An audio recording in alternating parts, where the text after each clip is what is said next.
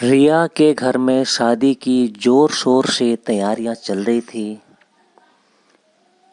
बारात आने वाली थी तो अचानक रिया की बहन ने देखा कि रिया अपने कमरे में नहीं है।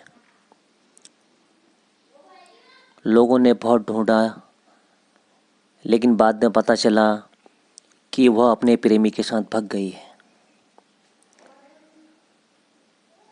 और 3 साल बाद पता लगा कि रिया एक दूसरे शहर में रह रही थी और वह अचानक से अपने घर में आ गई। जैसे उसकी मम्मी ने दरवाज़ा खोला, देखा कि उसकी बेटी रिया है और उसकी हालात बहुत ही बद से बदतर हैं। माँ हालांकि अपनी बेटी से बात नहीं करना चाह रही थी, लेकिन माँ तो माँ होती है।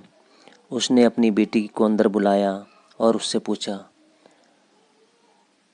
तुम्हारे साथ ऐसा क्या हुआ?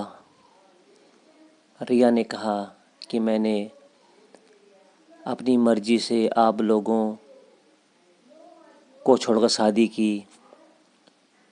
मुझे यकीन था कि वो मुझे बहुत खुश रखेगा, लेकिन शादी के कुछ दिनों बाद ही उसने मुझे मारना पीटना शुरू कर दिया और मुझे जबरन नौकरी के लिए जोर करवाता कि तू अब नौकरी करेगी और मैं बैठ के खाऊंगी। और इस तरह रिया ने अपनी आप बीती बताई और रिया को आभास हो चुका था कि जीवन में माँ बाप जो डिसीजन लेते हैं वो हमेशा सही डिसीजन लेते हैं।